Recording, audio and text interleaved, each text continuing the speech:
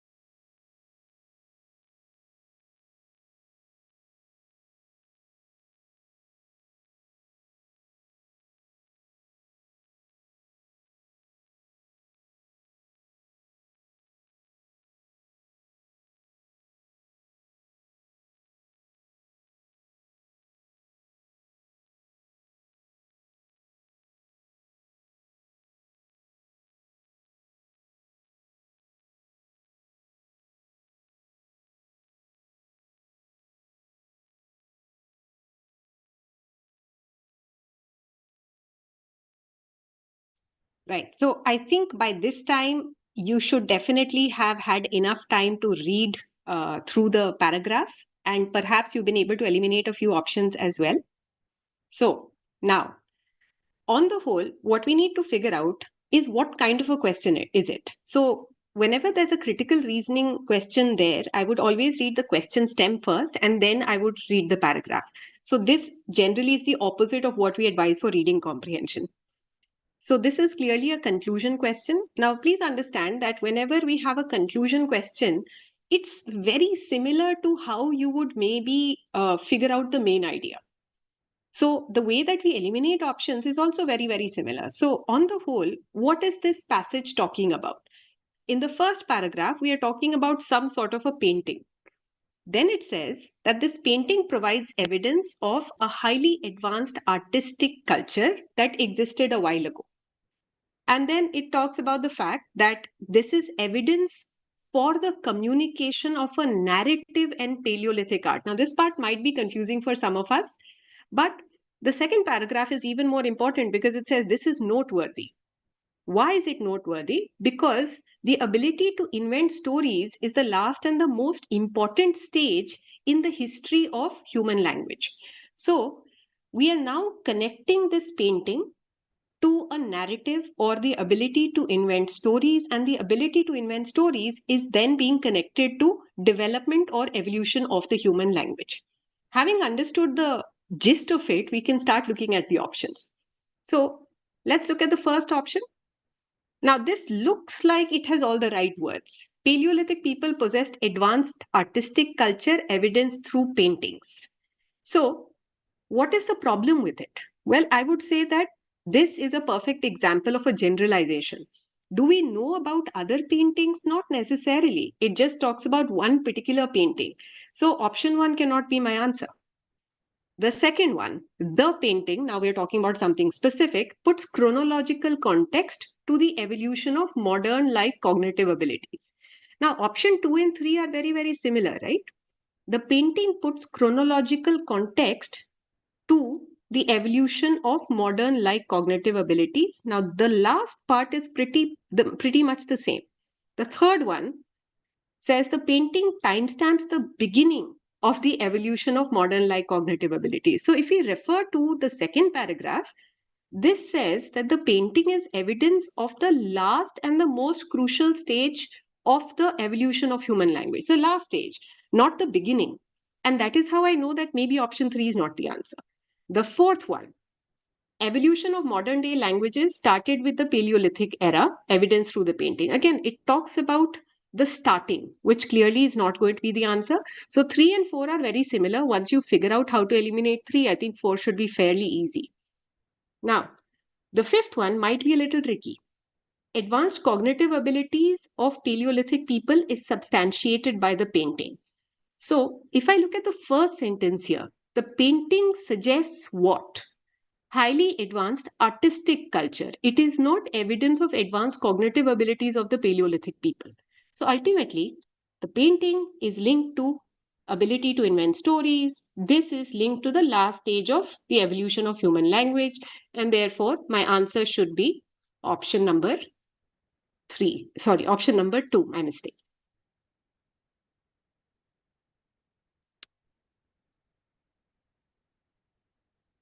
So please disregard this. I think the box has been placed at the wrong point. The answer is option number 2.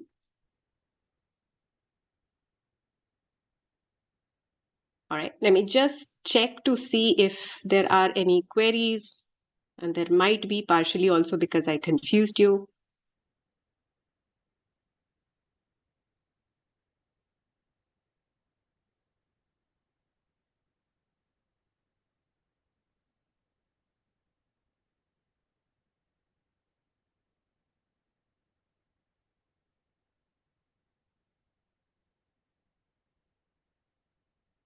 Okay, so let's move on. There will be a bit of a lag between what I say here and what you actually figure out. So just to clarify, option 3 is not the answer, it is option 2. Let's move on to the next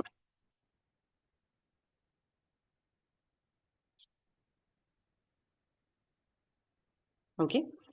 Now, very, very similar question. Now we know that we have to read the question stem first. Which of the following can be best concluded from the passage? So again, we have 2 paragraphs. Please read them. Eliminate answers exactly how we did last time.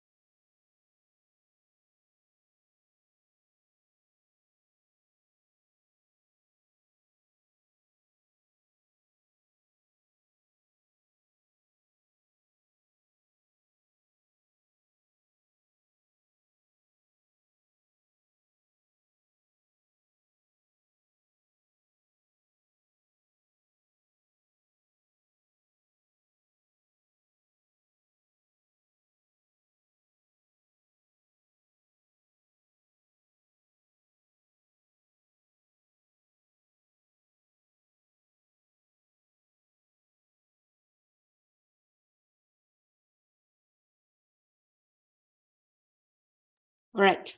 So the language is fairly simple. It's a conclusion question. One of the ways that we eliminate options is to look for information that is not part of the original passage. And I think that's a fairly easy way to get to the answer here. On the whole, we are talking about the fact that history of life on earth is characterized by competition. That's it, right? And then the second paragraph says that there are no rules to this competition. All organisms are given a chance, but not necessarily an equal or a fair chance. And the environment may be in your favor at one point in time, and it may go against you at other points in time. So, having understood this in a very generic fashion, I can say, okay, I'm ready to look at the options. Without unforgiving competitions, the planet will be inundated. Inundated here means flooded with the weak. Now, this is something that is not stated. Yes, it does say here that there are no governmental regulators to protect the weak or favor the strong, right? It also says that organisms are given a chance at different points in time. Nature can be in your favor or it can go against you. So we cannot really say necessarily that the planet will be full of weak creatures if there were no competition. So this goes beyond the scope of the passage, and that is why option one cannot be the answer. The second one, forgiveness is alien to the natural world. Now, I would look at the word forgiveness and say, okay, doesn't really say anything about forgiveness, only talks about competition. So option two is definitely out of scope. The third one is just wrong. Nature gives fair opportunity, but this is contradicted by the second paragraph. It's not necessarily an equal chance, so three is out. The fourth one, brutal competition, sounds a little extreme. And then we have the word only. Normally, the word only and brutal would be a red flag. But given that we've eliminated the first three, we should say, okay, does it suggest that competition is pretty much always a part of the natural world? Let's look at the first sentence. The history of life on Earth is a long term experiment in pure competition. So, in a way, yes, as long as there has been life, there has been competition. So, option four we should keep. The fifth one, which looks like a very common sense answer, is actually not the answer. Competition is critical to ensure the survival of the fittest. You see, this is kind of the same as the first option. Nowhere does it talk about competition ensuring the survival of the fittest or eliminating the weak ones. None of that has been mentioned. It just says that there has always been competition. So 1 and 5 can be eliminated for very similar reasons. So this time, and I'm pretty sure this time, that the answer is option number 4. Now here, in case I'm not quite addressing your queries, it is because I'm not able to see the live chat, but I will try and get to it. So let's go on to the next question while I figure out the rest of the technology. Okay. Now, here, please note, which of the following statements can be best inferred from the passage? And the reason that you see a paraphrase bit here is that this is an abstract passage. If it's abstract, I normally like to explain to myself what I have just read before I look at the options. So please do that for yourself. Just write down maybe one sentence or a few words to, explain the gist of the matter and then start eliminating options.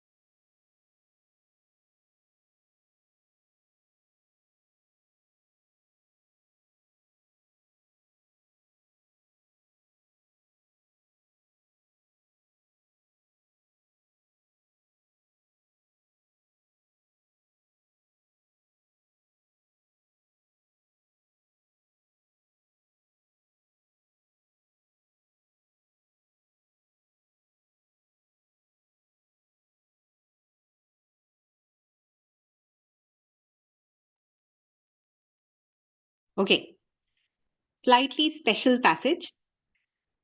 When I read the first two sentences, I would definitely want to pause and ask myself, what is the second sentence saying? The truth of our life depends upon our attitude of mind towards it. If I simplify this part, it seems to suggest that whatever attitude we have kind of affects the truth of our life, right? So our attitude influences the truth of our life. Now, what is truth of our life? I really don't know. So, how do we condition this attitude? This attitude is formed by our habit of dealing with it according to the circumstances of our surroundings and our temperaments.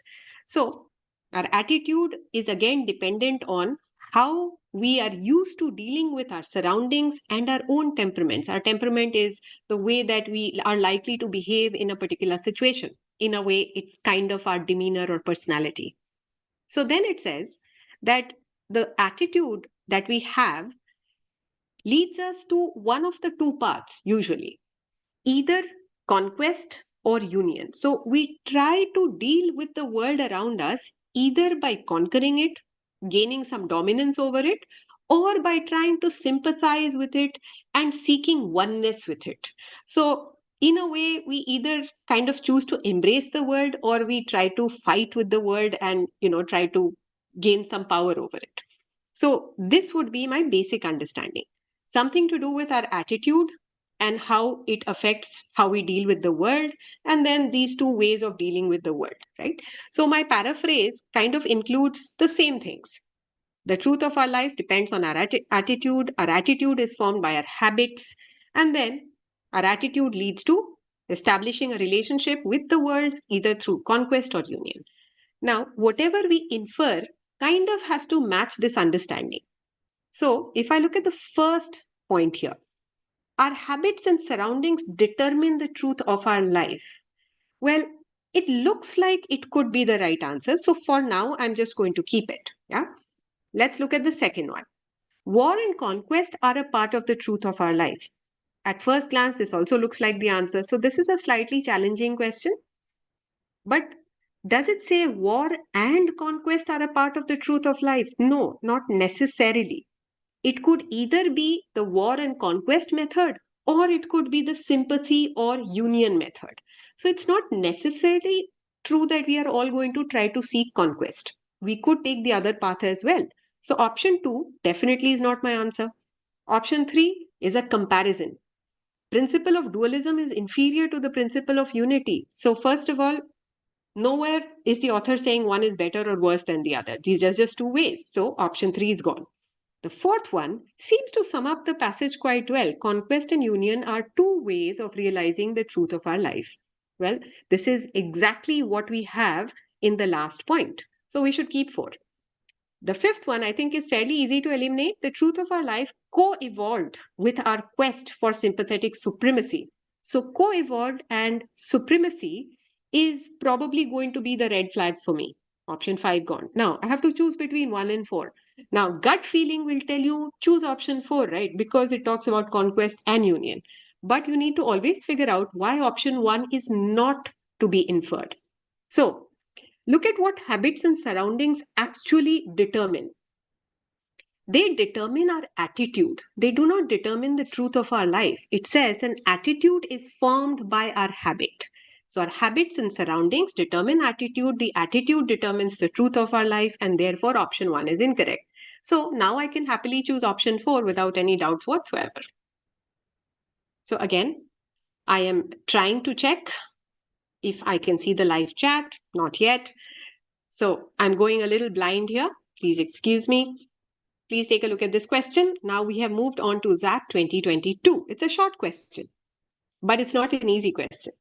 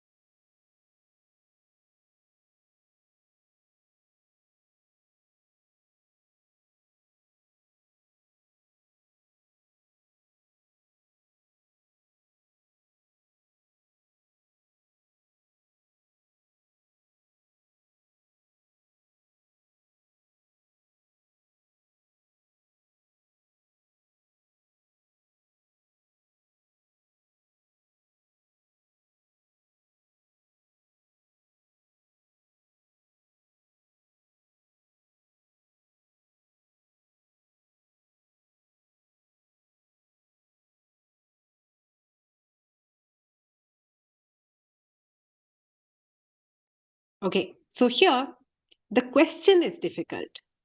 The text is fairly simple. First of all, it's a negative question. Which of the following statements cannot be concluded?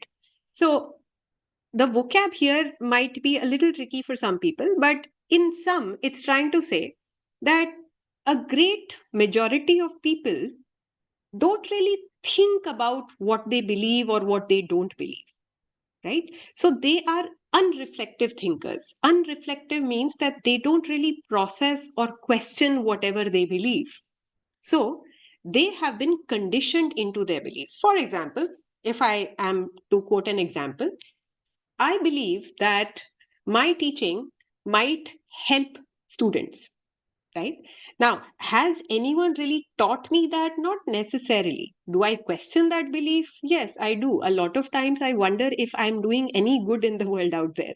So I would characterize myself as a reflective thinker. I question, I doubt. So this is not indoctrination. But what if, since the time that I was a child, someone told me, you know what, you're a great teacher, you're a great teacher, you're a great teacher. That was probably instilled in me since I was born. Then I would probably never question it. That would be indoctrination. So we also need to understand the vocab here. So a great majority of people do not reflect upon their beliefs. Now, based on this, what can I not conclude? The first one, if you find it difficult to recognize what is happening to you, maybe it is an example of not being reflective because you're not able to process what is happening. You do not really think about it. So maybe the first one can be concluded. It's not very easy, but I can say, okay, difficulty in recognizing is equal to unreflective thinker. The second one, beliefs that appear normal and natural heighten their acceptance. So if something appears normal and natural, would you really question it? Probably not. You are more likely to accept it and not really think about whether you should accept it. So, this is again an example of being unreflective. The third one, well, this I think can definitely be concluded. The inability to criticize one's belief leads to indoctrination. Clearly, this is what this passage is saying. So, option three definitely can be concluded. In fact, if the question had asked which of the following can best be concluded, I would probably choose option three. But for now, let's say that one, two, and three are not my answers. Now, look at the fourth one. A lot of people believe what they passionately oppose. Nowhere does the passage say that people end up believing what they are opposed to. They are conditioned to believe in certain things, but would they have been opposed to those things? We don't know. So, option four does go beyond the scope of the passage. Passionately oppose is the word or the phrase that should tell you. The last one, things that we do automatically need to be reflected upon. Now, it might be a little difficult to really conclude this because the author is not really saying that we should or should not do anything. But when the author says that someone is unreflective, maybe the author is implying that it is not good to be that way, that maybe they should reflect or think about whatever they are doing or thinking. So, the only part that I can be absolutely sure is not to be concluded is the passionately oppose bit mentioned in option 4. So, on the whole, I think it's a tough question. But because of the way option 4 is structured, I could still get to the answer for this particular question. So, option 4 is the final choice. Let's move on.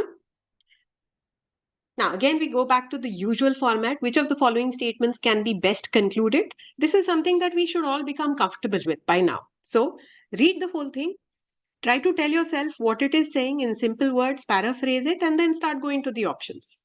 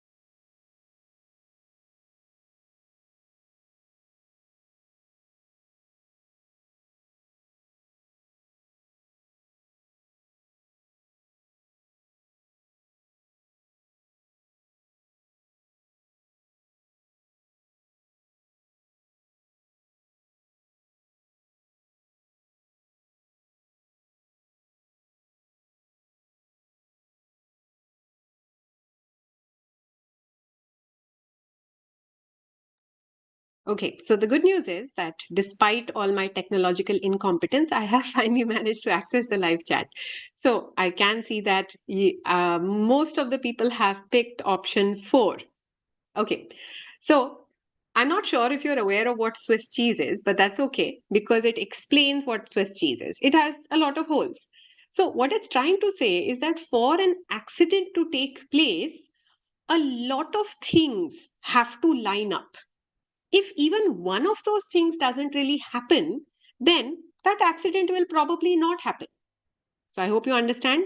For a disaster or an accident to happen, there has to be a series of events that has to take place. In case one of these events doesn't take place, the accident will not happen. So it's given to us right here. Aviation professionals will tell you that plane crashes never happen for a single reason. Even though there is a primary cause, there have to be other smaller causes. Keeping that in mind, any disaster is a culmination of many events happening in a particular order. It talks about disasters, it talks about many events. So let me keep option 1 for now. Okay. Now, option 2. Can anyone tell me why is option 2 definitely not the answer? And how do you tell me? Because now I can finally see the chat.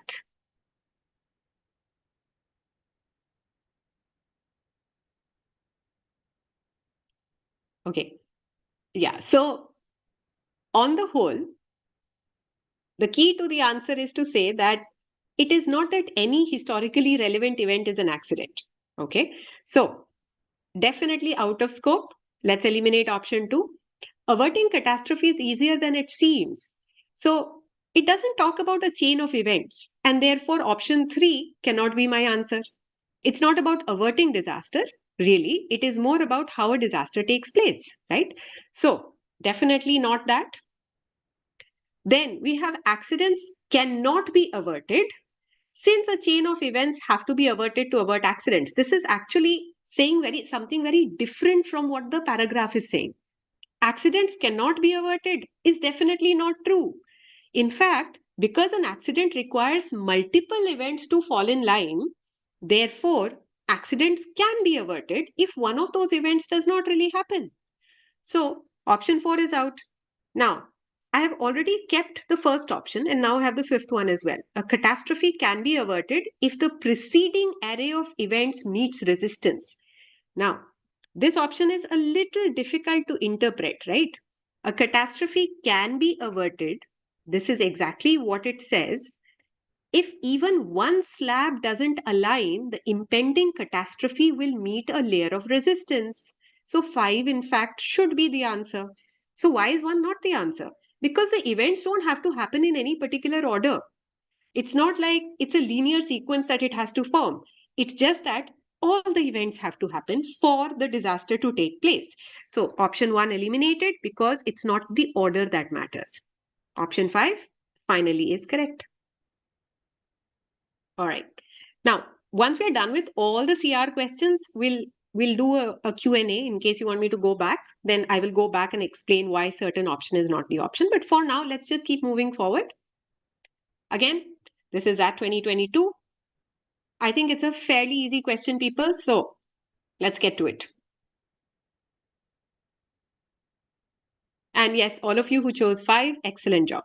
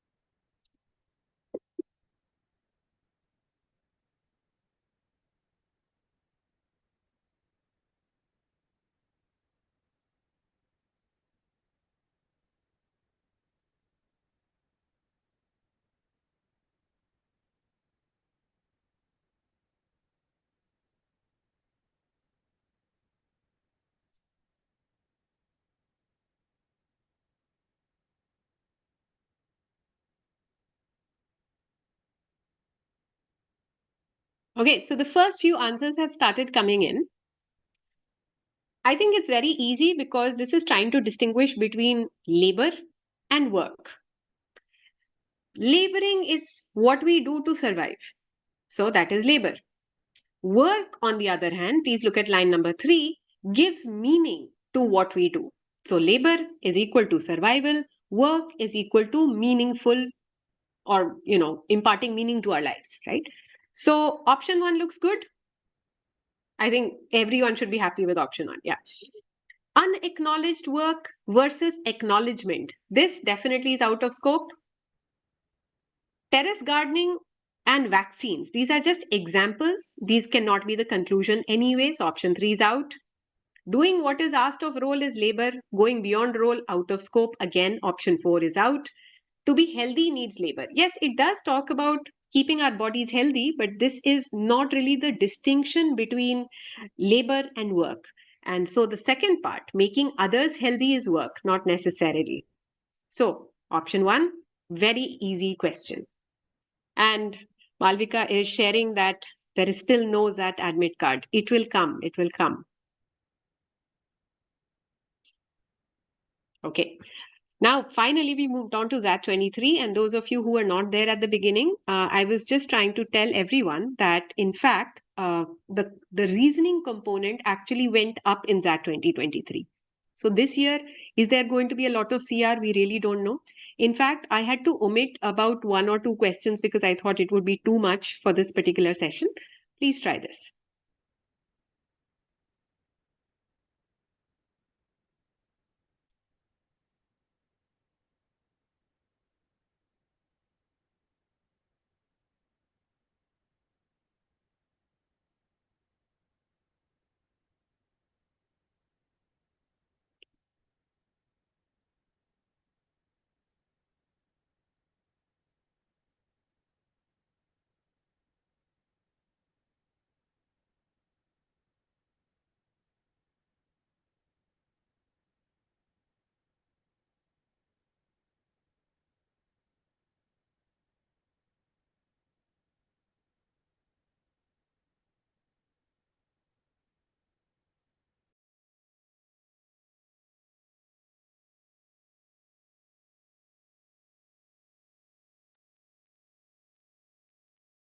So I would characterize this again as a fairly easy question, provided you understand the first sentence, and that's all you really need.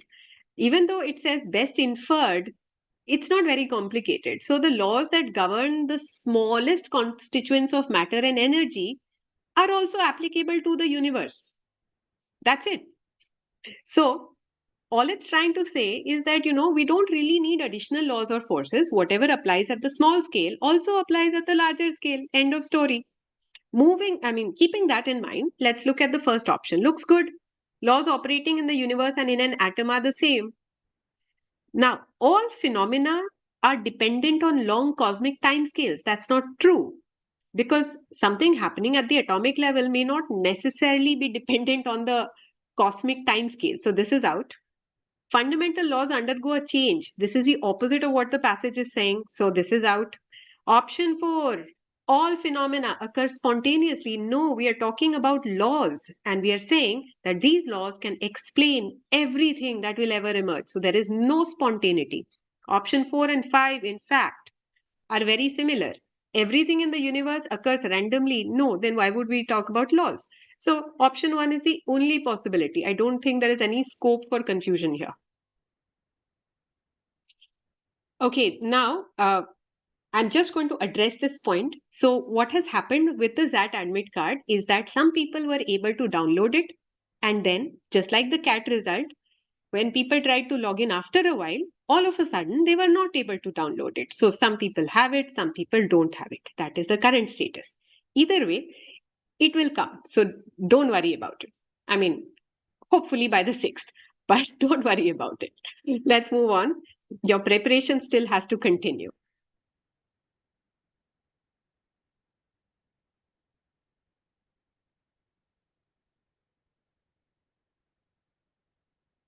Right? Now, here, can you please pay attention to the question? What could the author be trying to prove? Okay. slightly different sort of a question, all right? They are actually asking you for the conclusion or the purpose of the author. So be very, very careful.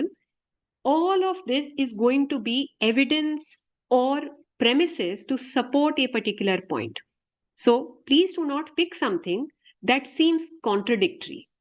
All of the evidence has to support this single point. This is a complicated question.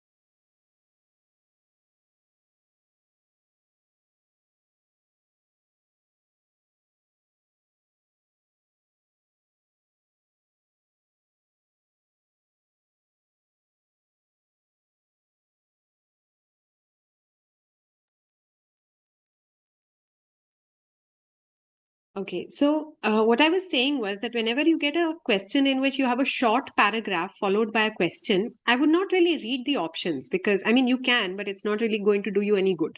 Read the question stem. What could the author be trying to prove? Read the paragraph and then go to the options.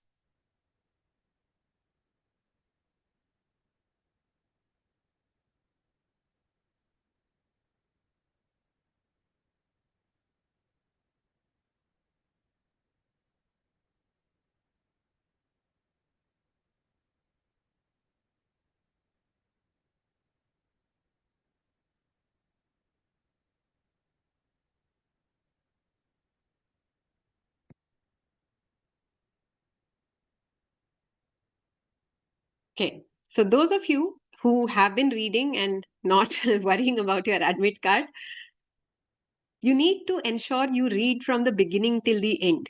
Okay, because the beginning is a little misleading. So if I'm to highlight the text, the first one talks about online courses. Okay, the second one also talks about information seeking online. Then it talks about online dispute resolution. Then it talks about Huffington Post versus the New York Times. So if you're sorry about this, if you're familiar with Huffington Post, it's something that you have to read online. Then it talks about a fraud detection system that holds more data than the British Library. So again, seems to be some sort of an online system. But from here onwards, the consulting firm Accenture, here onwards, I would say that it's not talking about online versus offline. It is also not necessarily talking about technology. So this is where there is a twist in the tail. Okay. So let's read the first part as maybe relating to how humans are perhaps being replaced by technology, or perhaps how technology is becoming very, very important. Okay. But after that, it's not necessarily saying that. So, moving on to the options, old firms are dying. I think this is pretty easy to eliminate because it's not really talking about firms dying. What old firms can do to survive, there is no suggestion. So, this is also easy to eliminate. How new organizational forms are emerging. This could be the answer. I mean, it seems like a generalization, but it could be that. Now, here it says that Accenture has 750 hospital nurses on its staff, and Deloitte, which was an audit practice, now has 200,000 professionals, and it has its own corporate university. All right. The last bit is not talking about anything online or necessarily technology based. Okay. So it could be the third one. Now, the fourth and the fifth are very similar. So if you don't read the ending, then you might end up picking option 4 or 5. But let's understand that it's not necessarily talking about how professionals are getting replaced by technology. For example, let's take a look at this. The British tax authorities, they use a fraud detection system that holds more data than the British Library. But does that mean that professionals are getting replaced by technology? Not necessarily. That is why I said right at the beginning, make sure that there is nothing that is contradictory, contrary, or does not support the conclusion that you pick. So let's eliminate this because not all the evidence points to this. So the only one that is left is option 3. Not a very easy question, very misleading because all the beginning stuff is about how things are now happening online more than offline or in the brick and mortar sort of a scenario. Any questions about this one? Because I would normally have questions about something like this. Okay, I'm happy to see that a lot of you have picked option 3. So that's good.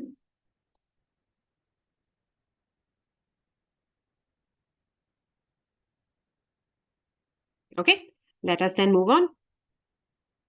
So the answer is option 3. We simply have to derive a conclusion from the passage. This is the usual format, so should not be very difficult. But again, read all the options. Okay, eliminate options. Don't just pick one.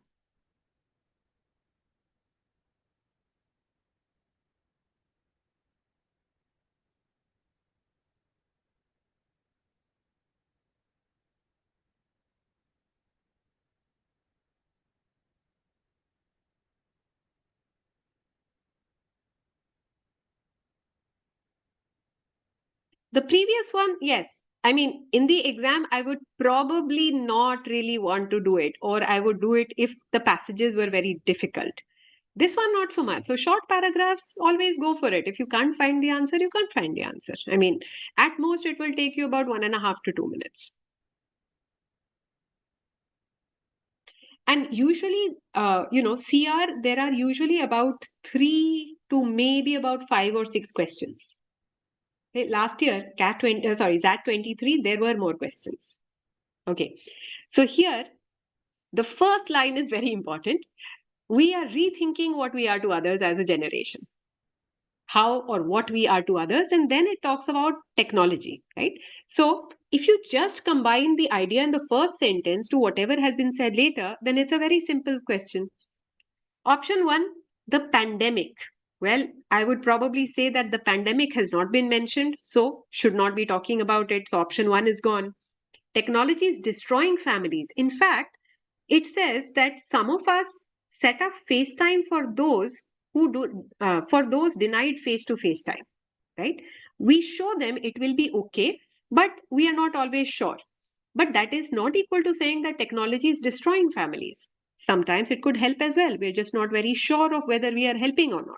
So there is doubt, but we cannot say destruction. So option 2 is gone. Change is the only constant in life. I think the first part is a very broad generalization. So option 3 should be easy to eliminate. So people must embrace technology?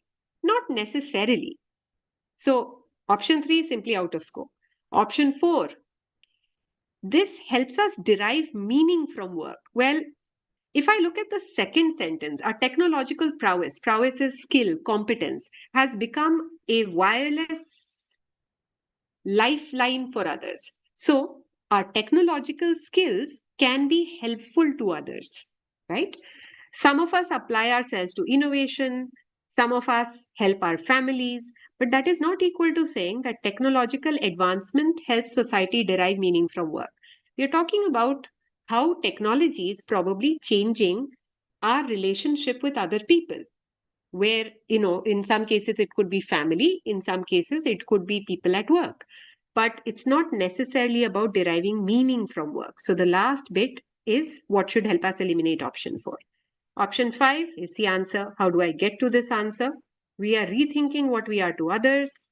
Our technological skills have become a lifeline for others. So we are constantly talking about the relationship between us and other people. Option 5, not too difficult.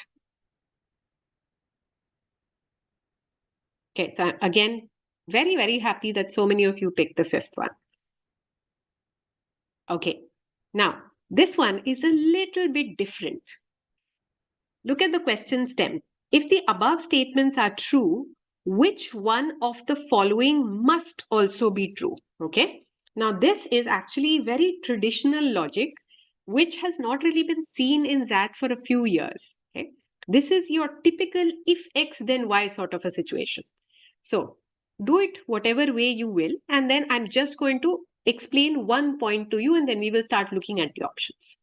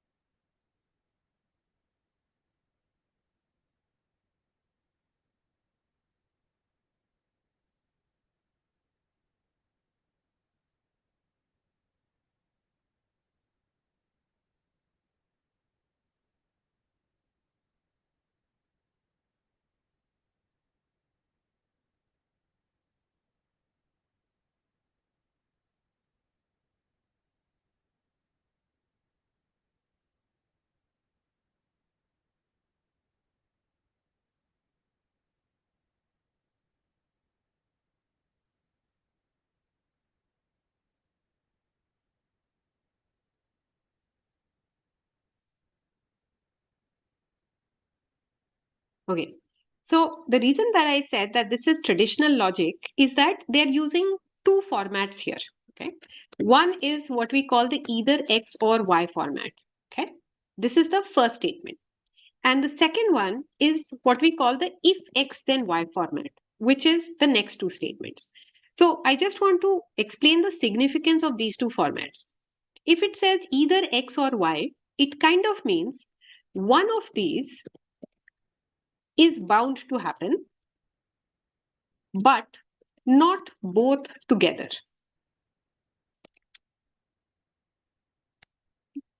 Now, this is also then going to mean that if the leave policy is unpopular with the management, if it is unpopular with the management, then how will the workers feel about it?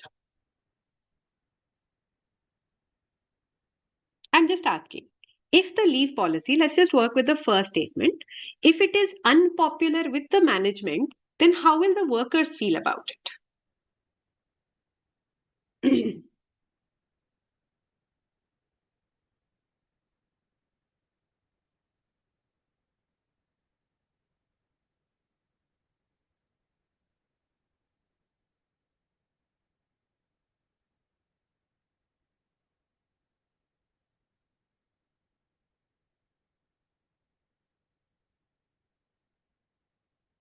Yes. So if it is unpopular with the management, it will be popular with the workers and vice versa.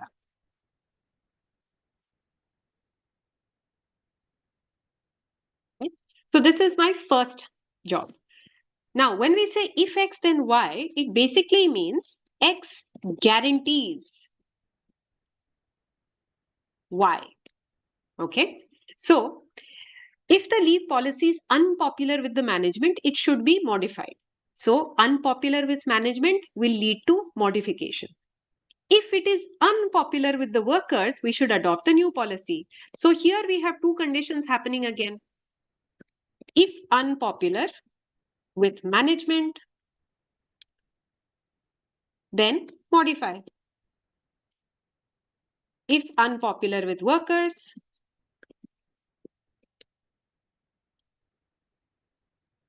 adopt new policy. We have to understand that apart from these, there are really no other options. Okay. So whenever there is an if X then Y, either X or Y, Stay away from the word only. So look at option 1. We should modify the leave policy only if this will not reduce its popularity among the workers. First of all, modifying the leave policy has been stated with reference to its unpopularity with the management. Secondly, if I read the word only, I would say it does not fit into this logic, because this is not an only if y, it is just if x then y, right? So option 1 is gone. The second one, we should attempt to popularize. There is no attempting to popularize. That's simply not an option. Either it will be unpopular with X or it will be unpopular with Y. Trying to popularize is not a condition that we have. So option 2 is gone. Okay. Now, we should modify the leave policy if modification will not reduce its popularity with the management. Reduction in popularity, again, is not a condition that has been specified. So I should get rid of option 3. That leaves me with options 4 and 5. Now, it is very simple.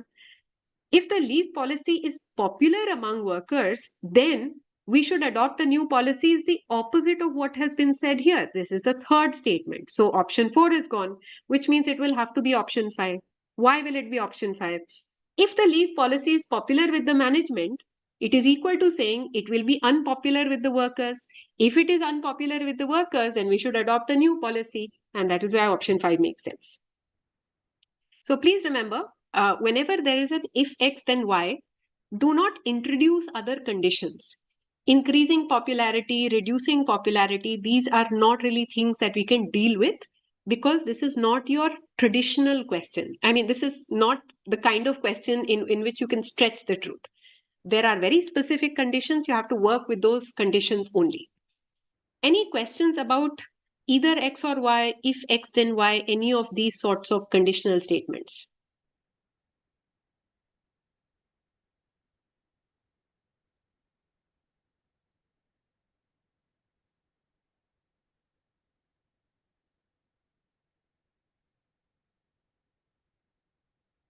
Okay, why not 4? See, look at the third statement here. When should we adopt a new policy? We should adopt a new policy if it is unpopular with the workers. So this is the opposite of what is being said, right? If the leave policy is popular among workers, then we should definitely not adopt a new policy. We should adopt a new policy when? If it is unpopular with workers. But here it's popular, it is not unpopular. And therefore, we should not pick option 4. Can you explain reduce in option 3? Okay. So what I was trying to say is that whenever you have these conditions specified, okay, what are my conditions? Unpopular with management, unpopular with workers. Popular with management, popular with workers, right? Anything else is going to be out of scope for us. So over here, if I say we should try to modify this policy if it will not reduce its popularity, this is a problematic condition. Okay. I cannot increase or reduce popularity. Either it will be popular or it will be unpopular. So this cannot be selected. Same thing here. We should attempt to popularize the leave policy. This has not been specified as a thing that we can do. So it does not meet any of the conditions specified in the argument. Whether we should reduce popularity, increase popularity, these are just not events that can happen within all the things that are possible. So basically, what we have to think of is that it is a very limited sort of a set of conditions.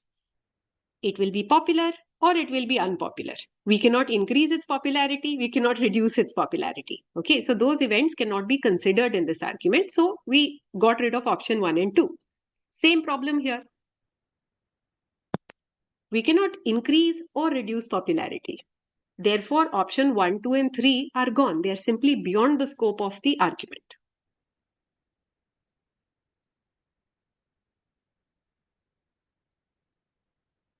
Okay.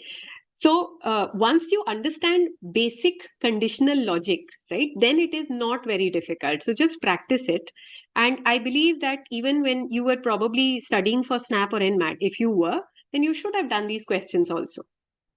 So just go through it one more time, because these are questions that we used to see long time ago and recently we have not seen them. But if they are to come back, you might as well be familiar with those. All right.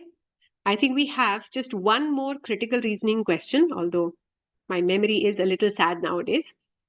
Read the question first. Which of the following statements most seriously weakens the conclusion drawn in the passage? So we have to identify the conclusion, we have to come up with a shadow answer, and then we start eliminating options. Please read. Yeah, so right after this, we will go to Parajumbles.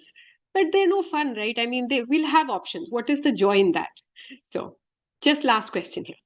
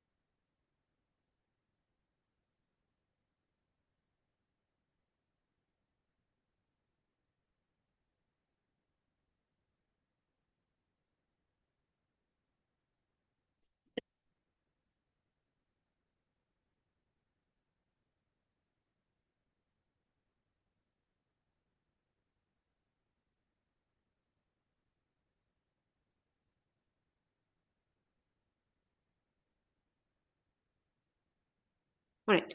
So here we know what the conclusion is because it's stated outright. Yeah. Yes. But remember, I said that, critical reasoning of this type is slightly tricky. So please ensure that you follow the steps. Step one, identify the conclusion. It can be concluded that election is experienced by many people as a traumatizing event and as it being potentially depressionogenic. So, what is the chain of events here? First of all, the author is implying that people are searching for depression related info online. This kind of means that people are depressed. And from this, we are kind of concluding is that since more people are searching for such info during elections, therefore, elections are depressing or depression causing. Okay, so I don't really mean to make light of depression itself. It's a very serious condition. So the laughter was not about that. It was the fact that we are saying that elections are leading to trauma and depression amongst people. So we have to first understand that this is a cause and effect argument. So whenever there is a critical reasoning question that says that X might be causing Y, what is the X? Elections. What is the Y? Depression. The easiest way to weaken it, actually, there are two ways. Okay, so I'll just lay down those two ways. To weaken an argument that says X causes Y, there are two ways. Point to another cause. Okay, so we can say that, okay, maybe it is not the elections that are causing the depression, maybe it is something else, right? Otherwise, you can also say that actually it is Y that causes X. But it's a little weird to say that, depression is causing elections. So amongst these two possibilities, I cannot take the second one. We cannot say that depression causes elections, for example. Right? So this is out. So we have to point to another cause. This is the method that we're going to use. Now, we have to come up with a shadow answer. What is the kind of answer I'm looking for? So let's do that now. I do have a shadow answer here, and I'm not particularly enthused by the initial replies that I saw. So first of all, we can suggest that elections in country Y are not necessarily traumatizing people or leading to depression, right? Secondly, we could also say that, look, just because people are searching for depression related information does not necessarily mean that they are depressed. They could be searching for that information due to other reasons. So, either way, we have to point to another cause. That is the best way to weaken this argument. Now, let's look at the first option. Okay. There are some specific techniques that they use to create trap options. Now, if you are good with critical reasoning, can you tell me why is option 1 not my answer? What is that word?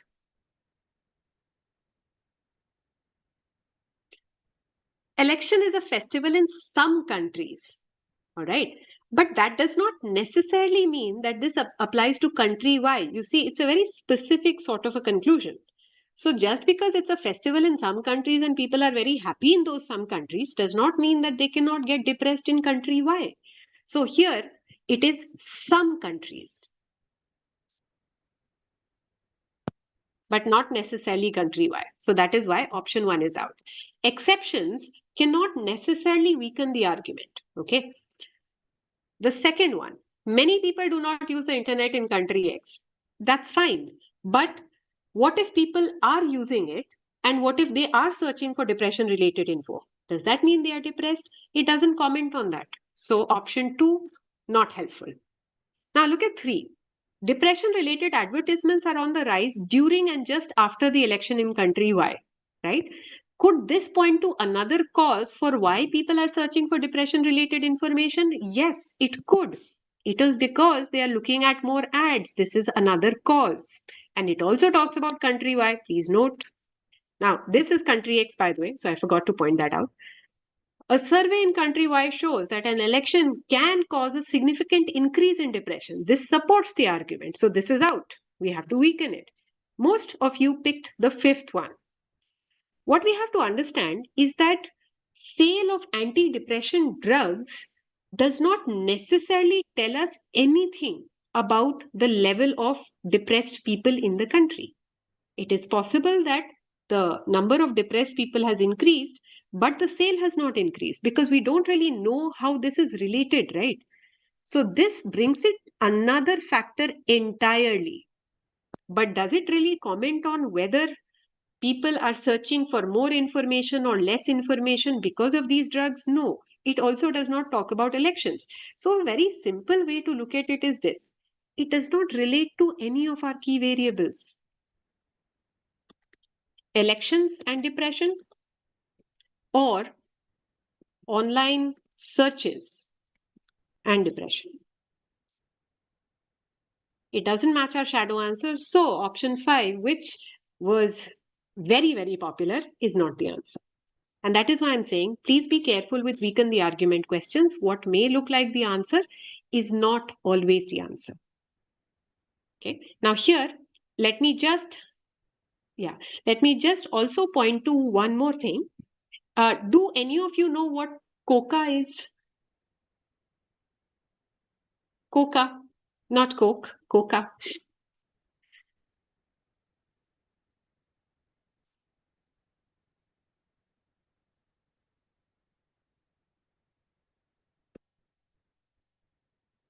Okay.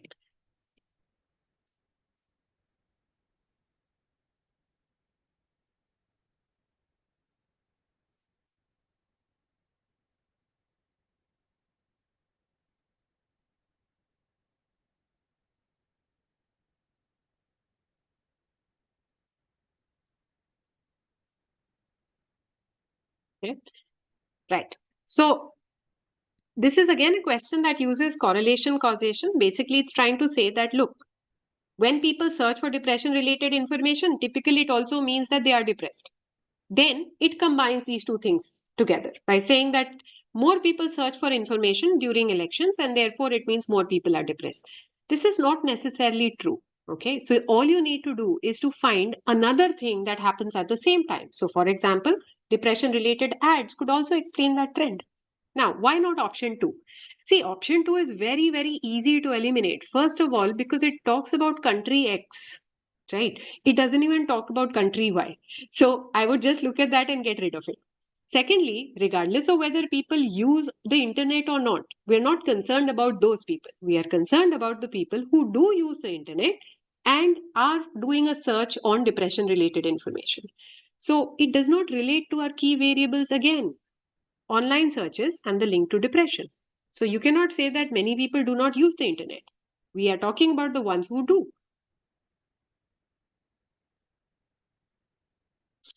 And yes, I should have specified correlation causation shortened to COCA, right? Please let us not interpret this in any other way. Yes. How increasing ad will increase? Okay. Very, very simple.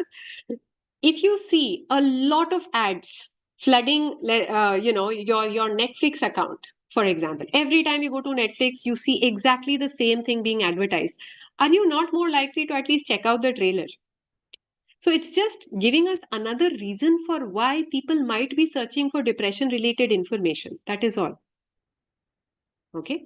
So it's trying to say that it is not due to election that more people are searching for information. During election, there are a lot more ads related to depression also. So that might be causing people to perform these searches, right? So now let's end the critical reasoning angle. We will now move on to parajumbles. Now, luckily, we have options, but that does not necessarily mean that they're all easy. So let's start with XAT 2021. Yes, please try out this parajumble. The options are slightly confusing, so I hope that you read it properly. Okay, you have to read it from here. Yes, 31524, 35124, and so on.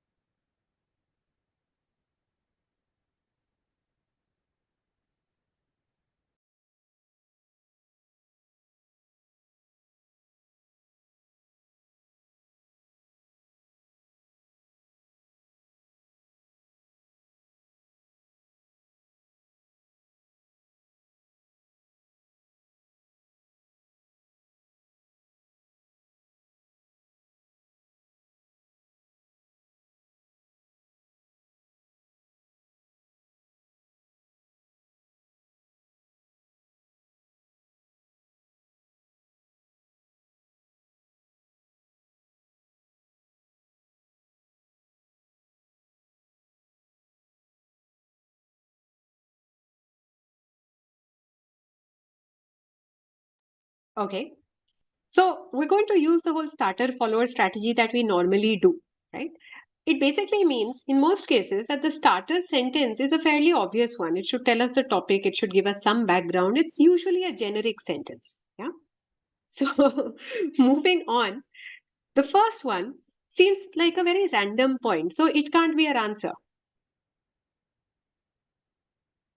So, Rajat, let's leave that example aside. So, maybe that was not the best example. Let's just focus on what's happening here. As I said, we'll have time for Q&A at the end. Yeah. Right. So, the first sentence here is most likely not the starter, also because the options don't allow us to pick that, right? So, this is definitely a follower. The second one also is a follower, but it could be an example of these countries who are trying to curb emissions. So, let's just say that two should be mentioned after one. Why is that? Because examples are generally mentioned after the main point. So Morocco is an example of a country trying to curb emissions. The third one could possibly be a starter, right? So I'll say, all right, could be because I'm not really sure yet. Now look at the fourth one.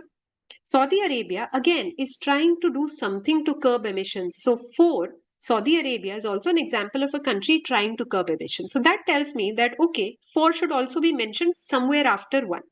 Now, the problem is that it can be 124 or 142. I'm not really sure whether Morocco should come first or Saudi Arabia should come first. And here there's really no logic. I mean, I'm not going to arrange it alphabetically or anything of that sort. Now, let's look at the fifth one. This could also be the starter. It's a pretty generic sentence. Politics gets in the way of problem solving, right? So, either 3 or 5 could then be my starters. Based on this, I can definitely cancel out option 4. That cannot be my answer. Now, if I look at the remaining options, I know that 124 or 142 could possibly be the correct sequence, even if I'm not very clear on the order, right? So I can then say, okay, option 1 does not make sense. Option 2 will keep. Option 3 does not make sense because we can't start with 4. And then here again, option 4, because it does not have 124 or 142, I should eliminate. Now I'm still stuck between two options. Should I start with 3? Should I start with 5? Right? So one of the ways to do this is to figure out whether 3-5 makes sense or 5-3 makes sense. What do you think? 3-5 or 5-3?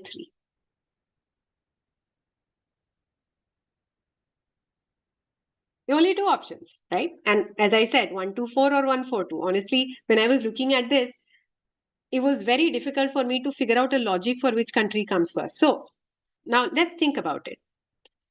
Politics often gets in the way of problem solving. This does not quite tell us what the topic is, because when you read all the sentences, right, it seems like we are talking about countries trying to do something about fossil fuels or trying to curb emissions. So let's try 3-5. States in the Middle East and North Africa can do little on their own to mitigate climate change, right? Now, here, there are two ways to think about it. Some of us will say, you know what, when I was studying for CAT, I always pick the most generic sentence. All right.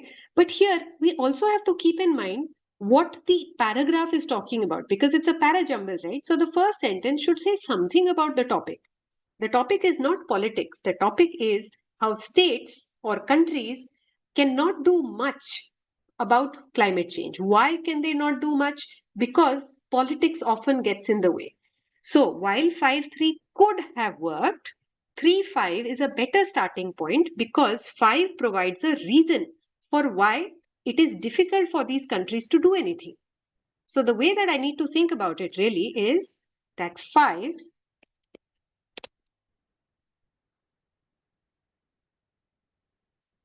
and more importantly, 3 clearly tells us what the topic is. It's not politics and problem solving, it is countries not being able to do much about climate change. So, out of these options, I will pick 2 simply because of both these reasons. Again, not a particularly easy question, and given my performance in CAT with Parajumbles, I would say Parajumbles are not really my strong suit. Although, when they are with options, I tend to do fairly well.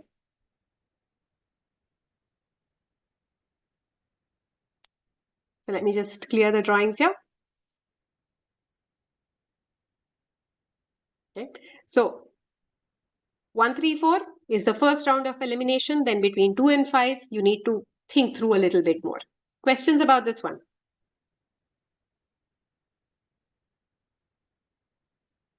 Okay.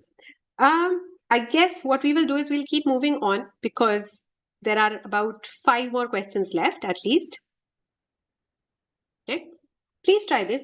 I think that it's not very complicated.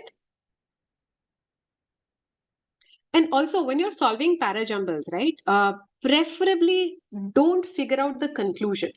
I mean, preferably.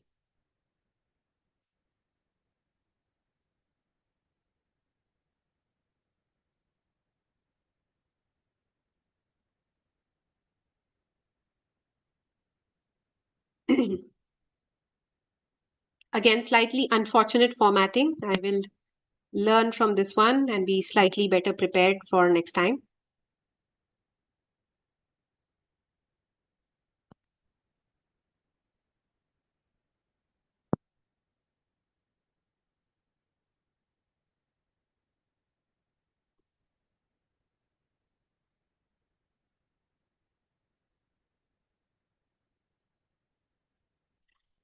Um, does it make sense to pick the option number that repeats the most? See, given the exam, has negative marking, I would not go for those kind of shortcuts. I think it's much easier to just do the starter follower bit. It's actually very simple to do it that way.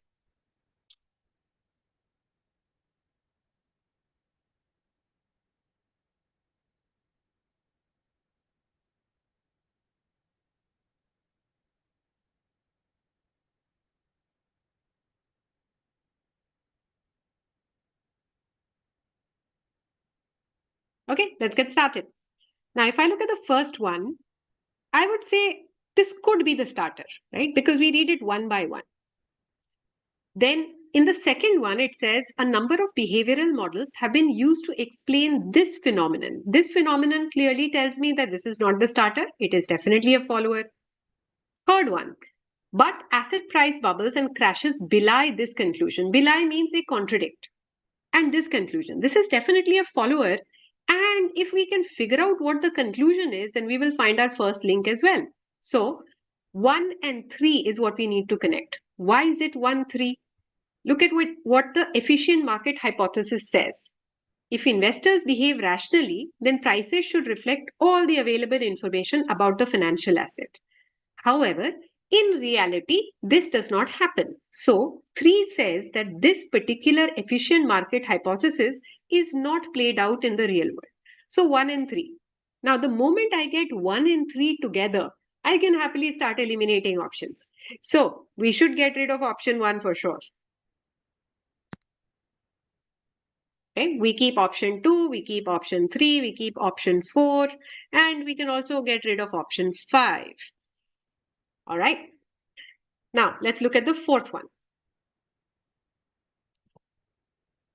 This also kind of looks like the starter, right? Finance is one of those fields where behavioral models have been used extensively, right? So now, if I compare 1 and 4, I would actually say that, 4 looks like a better starter. So 4 followed by 1, because then we are talking about behavioral models in finance and we're explaining more about it. So 4, 1 now definitely becomes the choice. The moment I figure this out, I'll get my answer. I can eliminate 3 and 4 and I will say option 2 is my answer. But we don't have to go there. I mean, we can still confirm. Look at the fifth one. This idea of irrational exuberance. Exuberance is being overly optimistic. Where are we talking about irrational exuberance? Where are people being very, very optimistic? Well, they're being very optimistic when they bid up the price. All right. So, irrational exuberance actually refers to investors raising the price. And therefore, 2 and 5 is also a link, although a slightly more difficult one.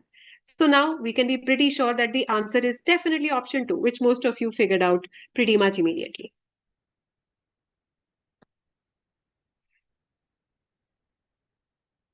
So, as I said, easy question, not a very, very complicated one. Okay. Another simple one. So, this is why I was saying, what is the joy when you have options?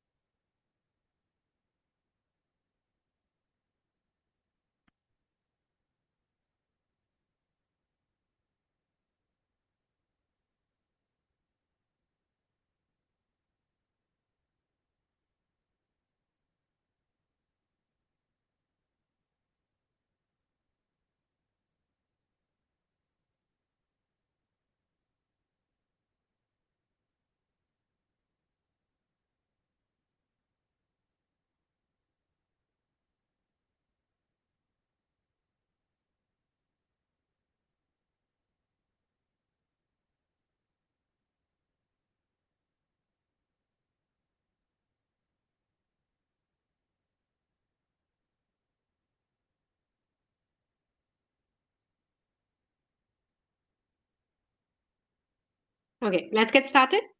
So, the first one is very specific data. So, I would probably say it's a follower, right? This is evidence to support a larger point. Now, this one says the harm caused by months of closure is becoming ever clearer. So clearly, now we are saying that schools were closed for a long time and that has done some damage. So this could possibly be my starter. The crisis will accelerate that trend. This has to be a follower. It cannot possibly be a starter. The crisis I should have mentioned, that trend I should have mentioned. Now, the fourth one talks about countries other than America. So in America, students have suffered, but the damage is much worse in places such as India and Mexico, right? So 1 and 4, I should be able to connect. So I know that 2 might be the starter, 1 and 4 are connected. Now, once I have that, I should start eliminating options, but it's okay. We can go to the fifth one. If you look at the fifth one, here we are talking about parents willing to pay for extra lessons in the hope of boosting their children's education. Now, the third one, when it says the crisis will accelerate that trend, this actually refers to 5. What is the trend? The trend that people are willing to pay extra for lessons. So 5 and 3 is another link. Now, even if I don't figure this out, it's really okay because I know that the second one is probably going to be my starter, which means that I can happily eliminate the other options. So 3 is out, 4 is out, 5 is out. And then I have the 1, 4 link, right? So put 2 and 3 together. 2 and 3 kind of makes sense, right? So if I now have the 5, 3 link, then it is very easy for me to arrive at the answer. Otherwise, what I will do is I will start reading 2, 3, 1, 4, 5 and then compare that to other options and maybe get the answer wrong. So I still feel that the way to solving Parajumbles is to find the links first, right? Once you do that, you get to the answer pretty quickly. So here, as you are rightly saying, the answer, just give me 1 minute, is option 2. Okay, this one is very interesting. So now we are going to move on to questions which are slightly more challenging. You'll realize why this is a fun question. And let me know if you can recognize why it is a fun question.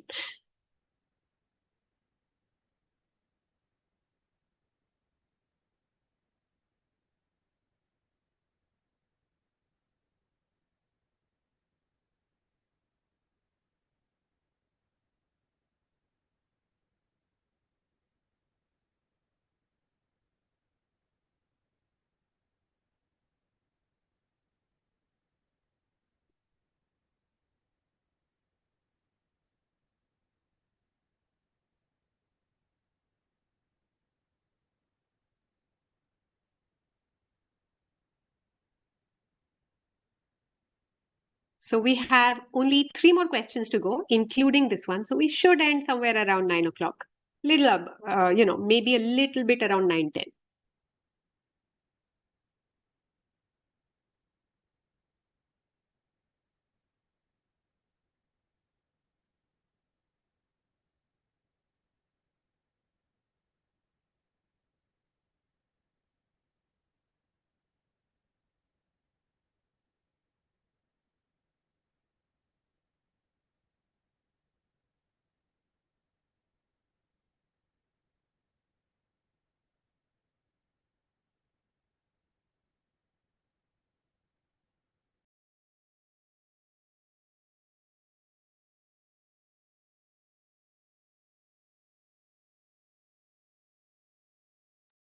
Okay, so the reason that this is a fun question is that everything looks like a follower. Okay, now the first one definitely looks like a follower. So I'll say looks like a follower. The second one, as a result, this has to be a result of something, right? But it cannot be a result of the first sentence. Look at what the first sentence is saying. The government is sympathetic when it comes to companies that lack computer programmers, right? But when the government is sympathetic, then why will these people complain about access to foreign talent? Because the government is trying to help them. So I know that 1 cannot be followed by 2, right? So for now, it looks like a follower, but it will not follow 1. Let's look at the third one. Looks like a follower again. Demand for the latter has soared among British startups. This is actually a big clue. The latter always means that I have mentioned several things and I'm talking about the last thing in that sequence, right? So let's keep that in mind. So for now, we'll just say, okay, looks like a follower. Fourth one, same thing. This is less inconsistent than it may seem. Now, I don't really know what the inconsistency is, so I'll say looks like a follower. And finally, when I get to the fifth sentence, this is where I realize that, okay, 5 and 3 are actually connected. Why? Because here we're talking about an HGV driver and a competent coder. Demand for the latter refers to the coder, right? So 5-3 is the easiest link I can form. The moment I form the 5-3 link, I can happily get rid of option 1, then option 3, then option 5. So now I have only two options left, right? Both of them have 5 and 3. Now, we have already discussed that 2 cannot follow 1. Why does it not follow 1? Because if the government is being sympathetic, then common gripe of tech founders and venture capitalists cannot be that they have limited access to foreign talent, because the government will recognize that this is a problem. And that is why 1, 2 must be eliminated. So the answer is option 4.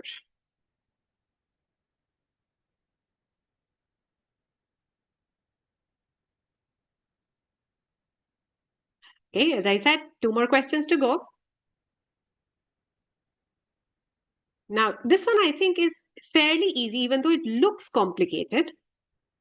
Please try it out. And one of the reasons it's easy is that you have only 4 sentences to figure out. So please note, only 4 sentences. This is at 2023.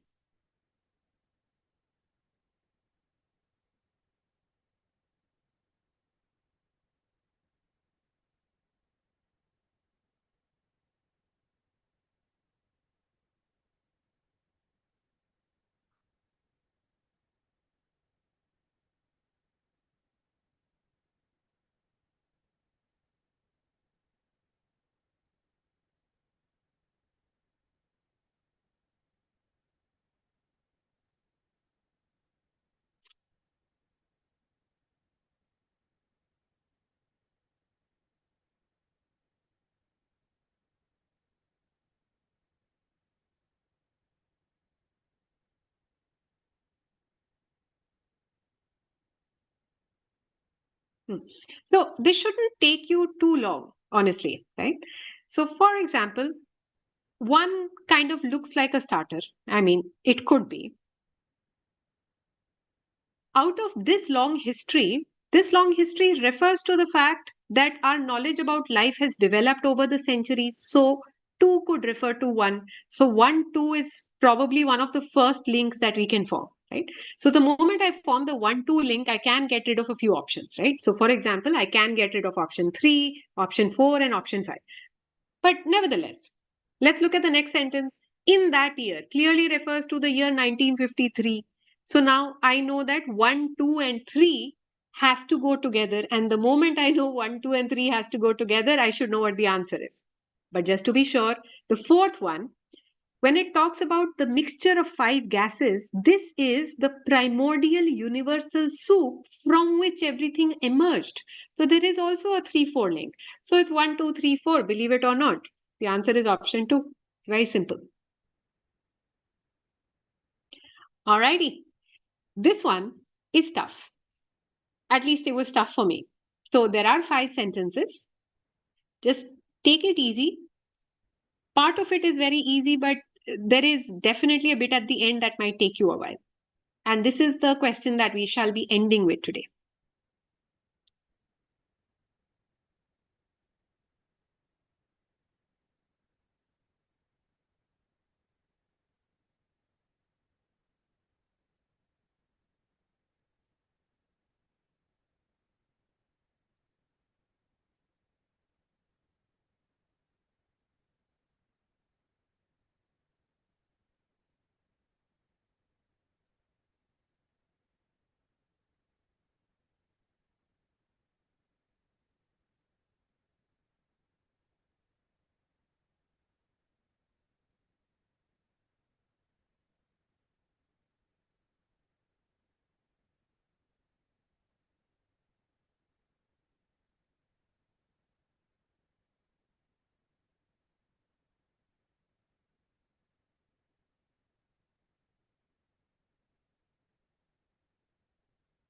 Okay, so I have the first few answers.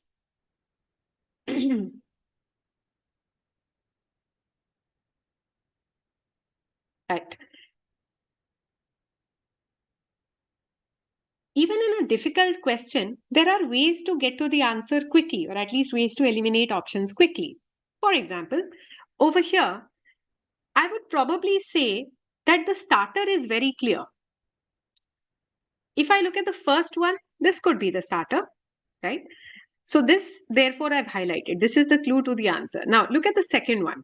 This one looks like a follower, because the narrator is going to tell us about when the narrator became aware of the singularity, right? So the third and the fourth seem to be connected in a way. Gradually, I have become aware of a transforming event. I'd have to say it was a progressive awakening. So this is about becoming aware. So 3 and 4 have to follow the first one. So these are definitely both followers, right? Now, here, please note, I know that this is connected to the gradually becoming aware, but I'm not sure enough to form a link. But I can be sure that the last one, of course, has to be a follower. This is a very specific explanation. So I know that this definitely has to follow 3. Why is it so? 3 talks about a transforming event, and here also it talks about increasingly transforming every institution. So, the crux of this is that the moment you recognize that 1 is the starter, you can eliminate all the other options happily. Let's get rid of options 2, 3, and 4. All right. Now, I also know that 5 has to follow 3, but this condition is met in both cases. Now, look at the sequence. The way that I would probably arrive at the answer here is that the rest of the sentences talk about becoming aware of the singularity. But look at sentence 2. This talks about immersing myself in computer and related technologies. The rest of it does not really talk about technology at all. Therefore, I would probably say that since this is a very specific point and does not really talk about simply becoming aware of the singularity, I'm going to push it to the end. That is why 2 at the end makes a lot more sense than putting 2 at the beginning. So at the final moment, I'll cancel out option 5 and say 1, 3, 4, 5, 2 makes sense. Again, it doesn't have to be perfect. We just need to be certain enough to pick an answer out of the lot, which in this case is option 1. So now we are done with all the questions I had planned for today. Well done, all of you who picked the first option. We'll have to close because it is a little later than what I had thought. But in case you have any specific queries about any of the questions that we have done, please ask away. We can definitely extend it for another 5 minutes. And those of you who've had enough, I will hopefully see you next time. So I think we have another session planned on the 2nd when we'll be doing poetry, I believe. And then we have a last session on grammar, vocabulary, and usage just before XAT. So we have another 2 events. So now I'm just going to kind of pause and wait for you to post questions.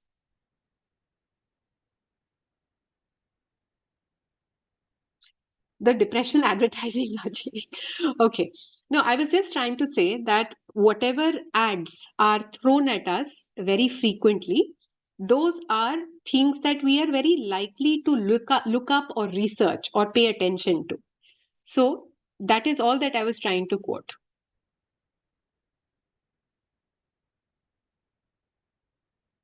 So in that case, I was trying to say that because there are a lot of ads surrounding depression, it is possible that that might have encouraged people to search for information about it. That is all.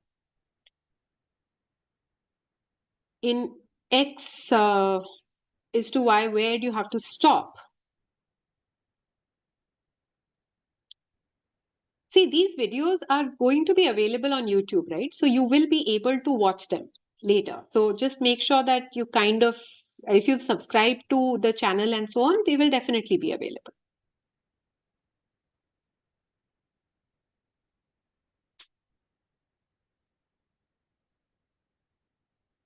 And in X, if X, then Y, all that I was trying to say is that be very clear of your X and Y conditions. You know, you can't change them. if a paragraph seems very confusing or time consuming, see, if the paragraph is very lengthy and it is followed by a single question, then I would probably say leave it till the end.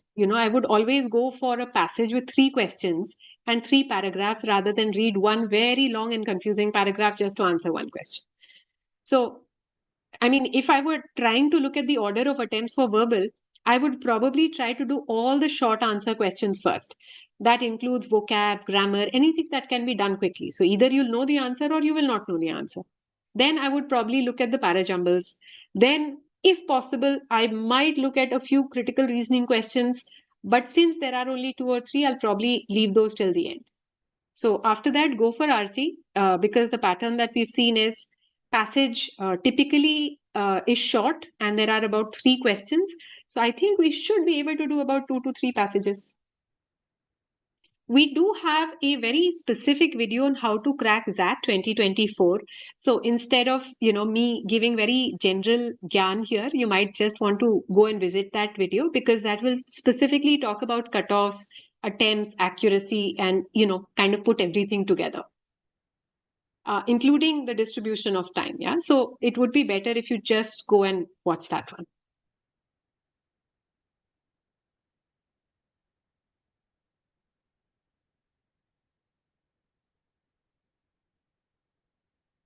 Okay. So I believe that we should be done for today. I hope that it was helpful. And I'm very sorry about the first question and the sad formatting. Next time we will improve. Okay. Bye-bye.